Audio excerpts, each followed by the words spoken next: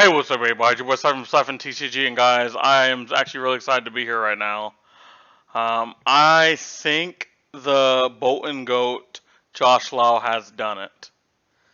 He has given me a build that actually reinforces my love for Bolton. Not that I didn't love him, but I do think it was dwindling a little bit. And I didn't upload it. I live streamed it, but I didn't upload the actual clip of my almost like 40-minute rant about Bolton. It might be on the channel, it might not be on the channel by the time you guys are seeing this, but it is going to be on the channel at some point. And there I'll just go through the issues I've had with Bolton in the meta before Dusk Dawn, and then the cards with Dusk Dawn coming out. I just didn't think a lot of issues got solved. Now, I do think, after talking to a lot of people, I think partially this is just me wanting certain things to happen, very specific things, and them not happening. So even though I can give credit to a lot of the excellent cards that we got for Bolton, it kind of clouded my judgment of actually assessing the hero as a whole. Like, you guys heard me say about, oh yeah, this card's good, this card's good, this card's good, this card's good. But I was like, doesn't matter, the hero's still bad. The hero got worse. And I think, as I tell you guys all the time, thinking with emotions is never going to get you anywhere. And for that rant, I think it was purely emotion. I think I was truly just upset that I seen all the cards that Levia got, obviously Prism got, even Dory got technically a few cards. Obviously Shadow Runeblade came back, and I was just like, wow, of course, my hero is the only hero that didn't get anything. Of course. But that's not what the point of being a competitive player is. What your feelings are doesn't really matter. What you think doesn't matter. You need to objectively look at what's in front of you and go from there. And during the live stream and during that video, I did fail to do that, so I do apologize about that. But what do we have here? What do you have here? What do we have? So if you guys remember my live stream, I commented on the possibility of Control Warrior being a thing. And it was all based around this axe coming. And someone in the live stream asked, like, hey, can you win with Control Warrior? And I was like, cool, yeah, I was planning on doing Control Warrior anyway, so it just solved a lot of things at the same time. But when I first made the shell of Control Warrior, things were really hard. Obviously, I was using this Great Axe, but I was using like normal Bolton equipment. I was using a lot of normal Bolton cards. It was just more of a philosophy. And obviously, I used the buffs, but for the most part, I was still playing a lot of reds, a lot of yellows. Because I was like, well, on turns where I can do pivot things like attack with something, charge, go against something with axe, like, that could be a really cool turn. But I do think I was missing the point of what this deck was supposed to be. And Josh Lau, excellent warrior player, came out with their video talking about Bolton and all his cards. And watching his perspective of a person who has played Bolton more than I have, I think I have probably one of the top 5 amount of Bolton games in the entire world. Obviously, I wish I played Bolton in more events, but my confidence in the hero as a whole did not allow me to play more events than I did. But seeing him evaluate some of these cards, where I think we've seen eye to eye on a lot of cards. There's obviously a few cards we differ. But seeing just someone else's perspective on there that has more experience than you was very good. Secondarily, he had 5 lists. He had Cheerios, traditional aggro, combo / fatigue. He had the big blade with a new weapon, and then he had the Great Axe build. And I remember Nathaniel Crawford said, like, when he looked at this, he said this was one of the lists that he would start off with. Because it feels like when it comes to value, this deck probably has the most of it. and it still is kind of Tree Frog esque. And then I think even someone on Twitter was talking about the sacks and then a build, and someone said Tree Frog Bolton, and then I was just like eyes emoji, because obviously for those who don't know, is I wasn't the creator of Control Dash, but when it came to the modern era of Control Dash, I am the primary content creator for it, and I am looked to even still that I haven't actually even taken the deck to an event since the Calling Indianapolis.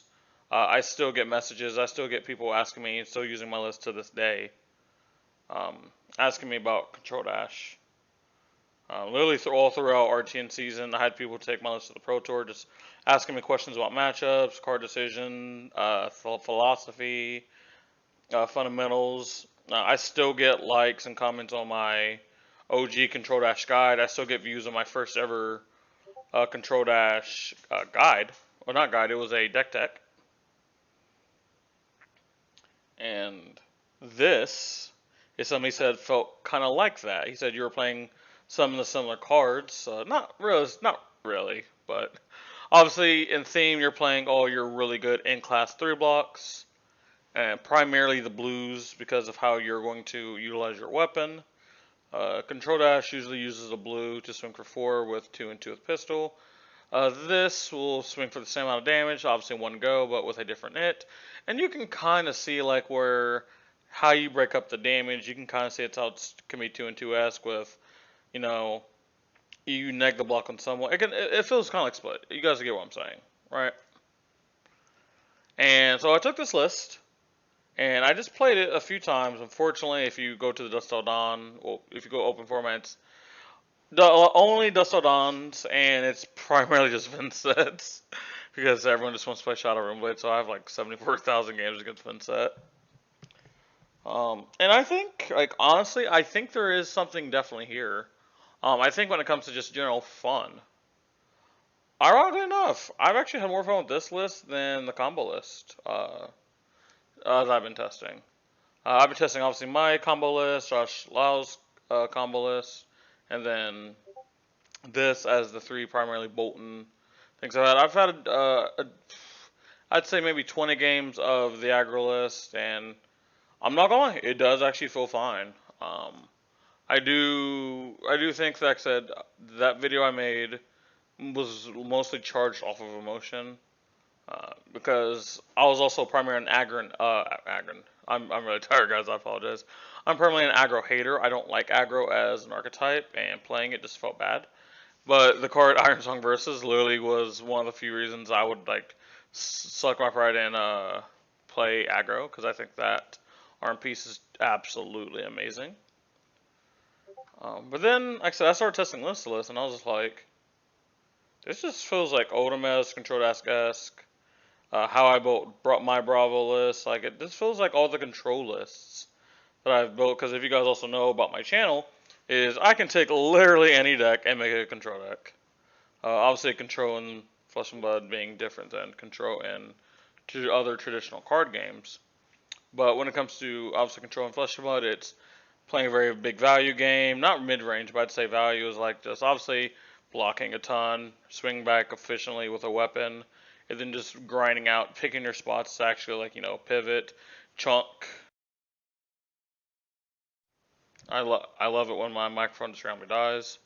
But obviously, taking certain turns to pivot, like again with Oldham, for example, just being like, okay, I'm done blocking. Here's a Spinal Crush. Here's a CNC Pummel. With Bravo, it's like, okay, I'm going to pivot, Crippling Crush. With Control Dash, it's, you know, maybe swinging 2 times your weapon, then Raging Onslaughting. It's just like you have these defining turns where you go from the defensive deck to the offensive deck. And even if it's just for that turn, those turns are very important and very large percentages of who wins the game is who gets, if I can get that kind of turn at some point. If I don't just high roll my opponent, like for example with Dash, and just have 5 items by like turn 4 or something. Like that's just a disgusting high roll that most decks can't fight against. But like decks that can, obviously, if I again have those turns where I'm just like swing pistol, go again, swing pistol, go again, Raging Onslaught or CNC or something. Those turns are we'll look for. And this, has a lot of those same principles as the Control Dash, as the Control Bravo list. Like, I just enjoy this. I enjoy this a lot. I did make a few changes to the list, but largely this is very similar to Josh's list. I assume he'll probably be making content on this soon. I don't know that for a fact, but I would be very shocked if we don't see more from Josh on Bolton. But let's go ahead and get into the deck tech. I know you guys have been waiting for it. So obviously we're starting off with Bolton. For those who don't know what Bolton does, it says if you charge this turn, charge is a mechanic that says whenever you may take a card from your hand and place it face up into your hero soul. So is an alternate zone in Flesh and Blood. It says if you charge this turn, attacks you control get +1 by being defended by the attack action. So really cool thing here is you can buff your attacks if they get blocked by attack action cards, which is obviously the majority of most heroes, because the way most heroes win the game is through attacking with action cards. So if they want to defend with those, you will get extra benefit. And you have an on-hero attack reaction, which says manage a card from your soul, so you already got that soul payoff for charging. So this target attack with greater power than its base gets go again. So you can already see how just by itself these work so well with each other. If you charge on turn, someone blocks it, it gets pumped, you can give it go again, you can keep going. Obviously things like Raiden, that I get +3 if you charge this turn, literally just are insane with this. We do have a few ways to obviously pump our stuff here. It's not the main focal point, but we do have. It's not never that we're gonna get this ability off. Pretty good. Moving to the main boarded headpiece, we have Arcanine Skullcap over things like Crown of Providence, over things like Helm the Sharp Eye. I think where this thing shines is it has the most block potential out of all those, and obviously the Arcane Barrier 3 against Wizard and Runeblade. I'll go ahead and give you guys a quick preview. I'm only running Arcane Barrier 1 in my sideboard. I'm not running Arcane Barrier 2. The reason why is because I have a thing like Skullcap, I can still have that AB2 quote unquote against Rosetta Thorn, so I'm not eternally dead to something like that. Against Wizards, if I'm behind, I'll have AB4, which is insane, and just AB3 by itself is still just fine. Because I'm not a person who likes deterministically dying to Rosetta Thorn, but because I have something like Arcanine Skullcap, I don't have to sacrifice another piece of armor to get that. Next for the arm slot, this was a slot that I think had a few different options, but I do think just obviously in class, nothing blocks better than this, and that is what we are looking for primarily. The activated on Rage Forge Basers will literally never come up.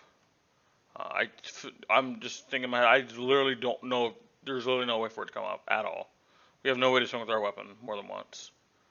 But obviously having another 3 block, just like the helmet, it's pretty good. Unconditional. It's not temper, which again doesn't really matter because we don't swing our weapon, but still Battle Orange is better than temper. Next we have Findle's Spring Tunic. This is being chosen over things like Courage of Bladehold, which obviously doesn't really do much when you have an axe that costs 3. With the new Light Warrior chest piece that allows you to charge on your defense and prevent some extra damage. Obviously Tunic with a few cards in our deck just synergize super well. Then obviously we have the star of the show. We have Decimator Great Axe. I do like honestly the fact that this is a rare. This means that like a lot of people can probably try this build up for very cheap and won't have to be get kept by just randomly pulling a mythic out of their like 7,000 mythic set. Decimator Great Axe is a two-handed warrior weapon. This says once per turn action, pay 3, attack. The first time this is defended by a non-equipment card each turn, half the base defense of the target defending card rounded up. And it gives the problem-solving card text of 3 becomes 2. And then, for example, 2 obviously becomes 1, but 4 becomes 2, 6 becomes 3, so on and so forth. You're always round up as it says. And I think where this card is super good, because obviously, like, the most obvious thing that someone could do here is, like, you swing with their axe, they sink below. Well, unfortunately, now sink below is a 2-block, so instead of your red sink below being defended, you just now defend with blue sink below. Congratulations, you absolutely did it, man. You played blue sink below in a CC game, you're killing it. But like, I think just being able to cheat damage is really cool, because no matter what, right, if someone wants to put a card in front of this, whatever they think they're blocking for, they're not going to be able to. Obviously, for example, if someone just wants to put 1 card in front of this and block with 3, well, it turns out then it goes down to 2. So they leak 2 damage. So no matter what, you're always going to be leaking damage unless they choose to overblock, which if they overblock, that's just absolutely winning for you because you only committed 1 card to this. Obviously, at the highest damage weapon, but that is, it can't really be like a 6 power because that's just ridiculous. You can't do that. But as far as like own rate weapons go, we've seen this formula of 3 sources for 4 damage on a weapon be very successful in the past, and this deck will do a very similar thing. Going on to the 46 card main deck, these will be the 46 cards you will bring into every single matchup. Starting with one of the best cards in the deck, and one of the reasons we run Tunic. Tunic can pay for this. Obviously, if this costed more, Tunic would maybe not be the best option, but because we have things specifically like Cleave, it's pretty good. Your next axe attack this turn gets +4 when this hits a hero or an ally. You may deal that much damage to another ally controlled by the same hero. Go again. This also blocks for 3. So for 1 mana you get +4, so you pretty much double the power of your axe. Obviously, if you're in the Dromai matchup or you're in the Illusionist matchup, this absolutely just can clear boards like pretty easily. Obviously, just not much more you can ask for from a card. Next card, we have red and blue Fellswing. The red one is for +6, the blue one is for +4, and this gives your next axe attack that much. So you have several turns where you pitch a blue Fellswing, pitch a blue, swing with your great axe, for example, for 10, and that is just very cool. From your weapon. And like thing is, to do that, you're only losing 1 card. So pretty much like you're losing 1 card for 10 damage, and like if you told every other hero that they could do that, they'd be like, oh yeah, of course I would do that. They don't have to like buff twice with 2 different cards and then do something. We're just pitching 2 cards, swing for 10. Seems legit. Next we have Sharpened Steel. This is just a +3. Actually, obviously, common thing for all these are blocking 3 because we want to be able to block. Obviously, we're only running the reds here. The blues aren't as impressive as they otherwise could be. We have Sigil of Solace. I'm looking right at you, Gabe. Sigil. We're running a Sigil of Solace. Obviously, this is just a generic gain 3. We're running a card like this, obviously, because most people would just have the argument that you could use a block 3 here and it would do the exact same thing. Where I do differ with that is obviously against decks like Vincent and Runeblade, where the life gain could actually become very, very important. It also becomes very important if you are going first on turn 0 and you're just able to play 1, sometimes maybe 2 Sigil Solaces and just be up on life at the start of the game. And because in certain matchups where you won't run more than 60, there might be 1 or 2 where you run more than 60. This effectively just thins your deck for absolutely no costs. Being able just to filter turn 0 on either side of a matchup is just absolutely clean. Next, we have 1 Beacon of Victory. Beacon of Victory is a card that most people would be asked why they have it in this deck. Where a card like this shines, obviously, it is a yellow, so Tunic plus this will pay for an axe. This obviously pays for a cleave. This then Tunic pays for your Fellswing. But obviously, because you're not actually charging much, people would say, well, what is the benefit for this? Especially if you're not charging on turn after playing this. You have something to search out. But this is literally just for pitch deck, late game insurance, where late game you can just have even just 2 cards in soul. Even just 2 cards in soul. You can swing your Great Axe for 4 that can block a certain way. You can pump it, and then all of a sudden they are just dead, or they are at a certain breakpoint that just ends the game. Obviously, for the few turns that you might just no block, swing like any one of your charge cards, pump it, give it go again, and then you can go on with your day. Obviously, we're not running that many on hit effects outside of something like Bolt of Courage. Bolt of Courage would be the only card realistically that would get a lot out of this. But for there, you'd probably want at least 2 cards in soul for that. And again, since we are not charging that much, getting the benefit out of this is going to be a little bit harder. But I do think that there's not many other things that we could put, and it'd just be exponentially better where a card like this, late game, as long as we have pitch deck and not use our soul for anything random that we can do pretty good. Going on to the blues, so those were our red cards. Obviously, we have the 3 blue here. Every other card is going to be blue. If you guys are a controllers player, you know where this is the best part. We're never going to be loud on resources, baby. Next, we have Beaving Bravado. This is going to be a blue 3 block. These will all follow the same cost line. Cost 0 as well. Again, all of them will do this. So we're just going to off the effect. This will come in for 1. As an initial cost, you may charge your hero so. If a yellow card was charged this way, this gets +1. Seeing how we only have 1 yellow card in our main deck, I doubt that you'll just ever come in for 2, but hey, cook, I guess, if it does. Next, we have Bolt of Courage. Bolt of Courage will also come for 1 if you've charged. On hit, this draws a card. Engulfing Light. If this hits and you charge, this goes to your hero's soul. Expressing Light will just come in for a vanilla 2. Glint the Quicksilver. This is a warrior attack reaction.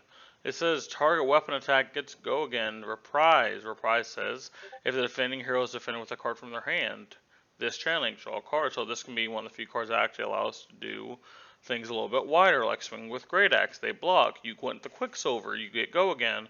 You draw a card, then you can do, something else. Like, again, swing like a Bolt of Courage or something. Or it's super late game, swing Last Ditch Effort. Like, you have a lot of options here with this card. Iron Storm Response, this is just another blue block 3, but obviously this has a reprise that sneakily can, in a game, if someone is not paying attention or playing around a card like this gets +1.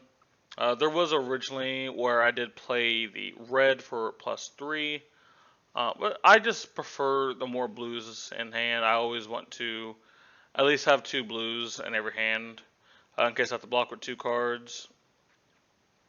Always just to ensure that, I can pay for my stuff.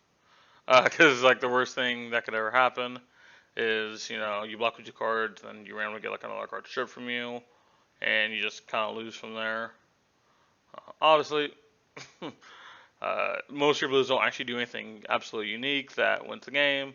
It's just they are just the best in slot blues that you can run. One of the blues that actually does have some form of unique property is Last Ditch Effort. Last Ditch Effort is a 3 cost, 4 attack, generic attack that says when you play Last Ditch Effort, if you have no cards in your deck, gains +4 and go again. So this will come in for 8, and this is where you can have a loop of just having nothing but Last Ditch Efforts in your deck. And you can swing with Last Ditch Effort, pitching Last Ditch Effort. You can have 1 in your arsenal, and then you swing for 8. You can get a player's hand. 1 goes back in your deck, you draw, and then you can just kind of keep just cycling this. Obviously, there is other cards you do need in a loop like this, but realistically, if you swing with Last Ditch Effort twice for 8, usually the game will be over from there, or you'll just get too big of an advantage. But Last Ditch Effort by itself does not actually cycle infinitely. I have seen some people say this reduces fatigue.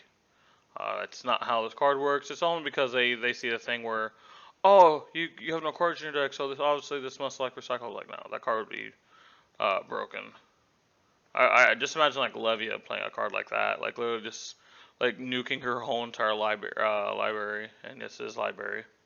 Looking at you, Gabe.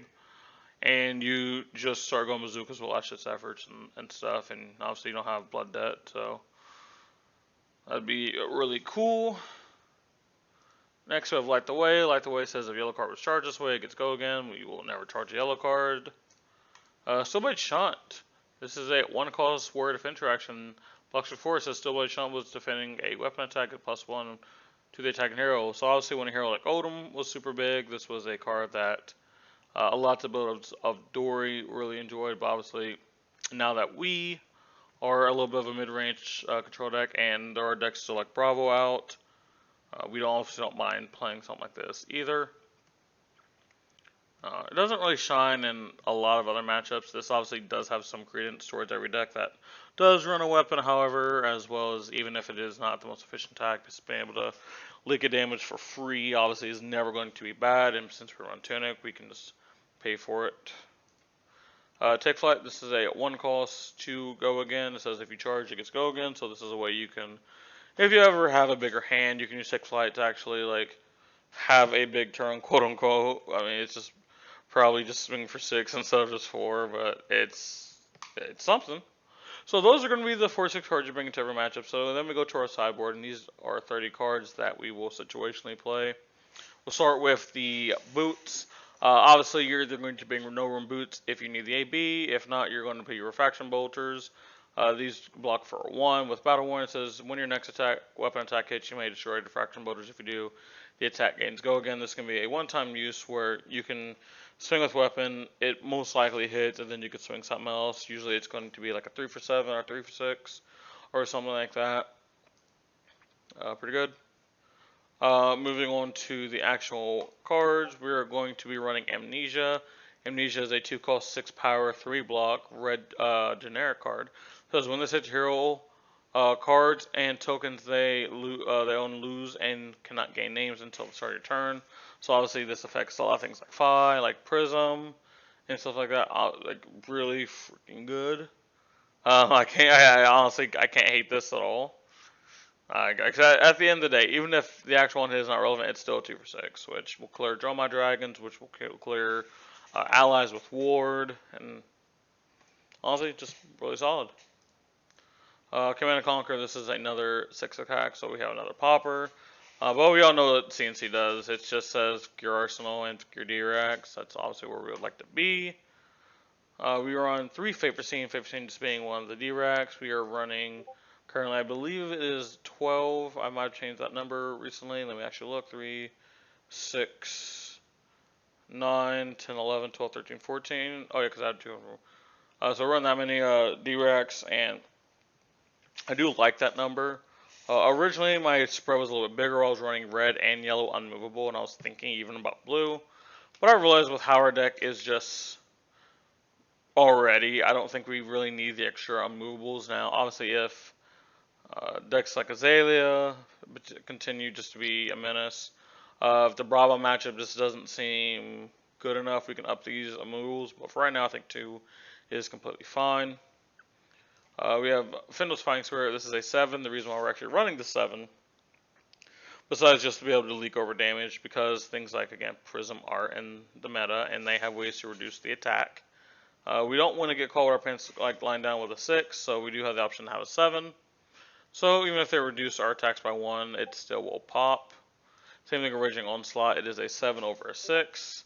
So on offense and defense, this is pretty solid. We have one route. Route is the OG Warrior Goat card.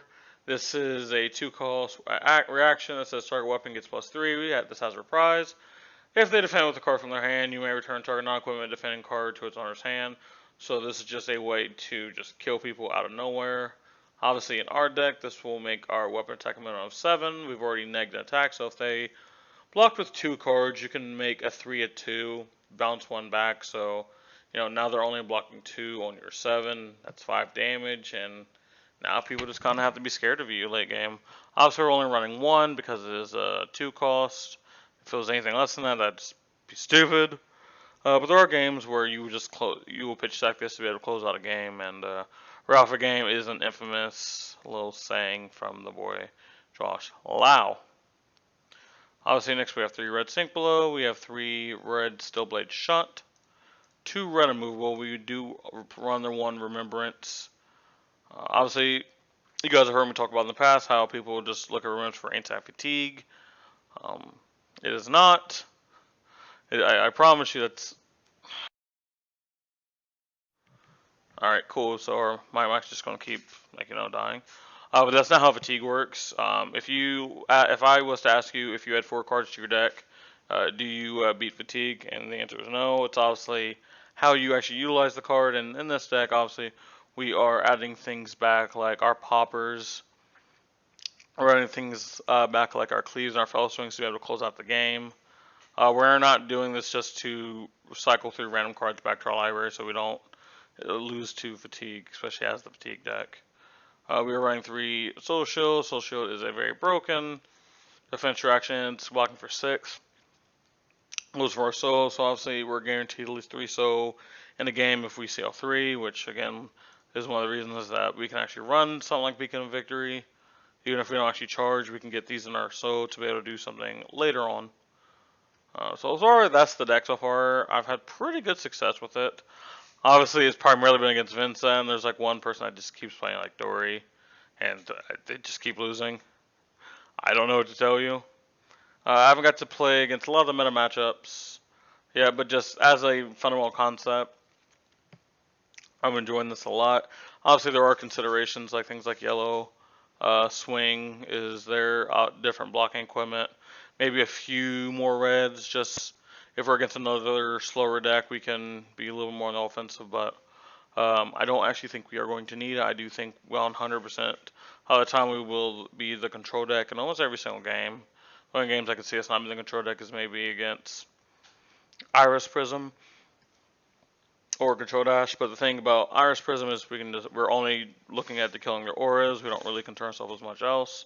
And against Control Dash, if they don't build up their stuff long enough, we can get a couple value plays. I would actually like to see who could win to Control Dash or Control Bolton. I probably think Control Dash might edge out there just because the late game is kind of too nice.